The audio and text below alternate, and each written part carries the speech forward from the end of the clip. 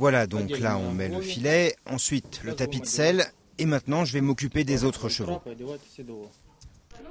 Depuis plus d'1 an, ces cavaliers bichonnent leur monture. Soins, entretien et surtout entraînement quotidien. Dans ce petit haras à 100 km de Moscou, on prépare une aventure historique. Une randonnée de 2500 km sur les traces des Cosaques, ces soldats du Tsar partis de la Russie impériale pour repousser les troupes de Napoléon il y a tout juste 200 ans. C'est une marche pour la paix, c'est une marche à la mémoire de tous ceux qui sont tombés au combat durant la guerre de 1812-1815. Cette opération militaire lancée par Napoléon Ier en 1812 avait pour objectif la conquête de pratiquement toute l'Europe. Mais à l'automne, une fois arrivés à Moscou après la célèbre bataille de Borodino, les soldats de l'empereur doivent battre en retraite. Frigorifiés et harcelés par l'armée russe, les Français rebroussent chemin.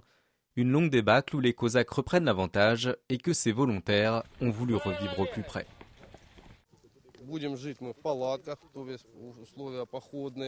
On va vivre dans des tentes, dans des conditions de campement et aussi dans des hôtels. Mais l'idée, c'est d'être le plus proche possible des conditions de vie des militaires de l'époque.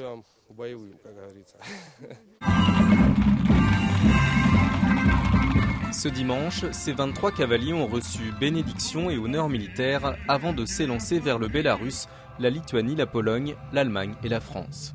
Un dernier rendez-vous avec le public de Moscou. D'un point de vue historique, c'est intéressant de voir comment ça s'est passé. Ça permet un peu, pour moi, de découvrir un petit peu les différentes parties de l'armée russe, les Cosaques, et voilà.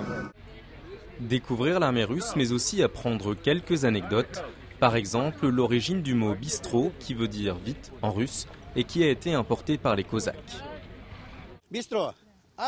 Ah, bistrot, c'est quand les Cosaques arrivaient dans un café ou une auberge. Eh bien, il fallait que tout aille vite, boire, manger. Vite, vite, vite, et hop, ils repartaient au galop.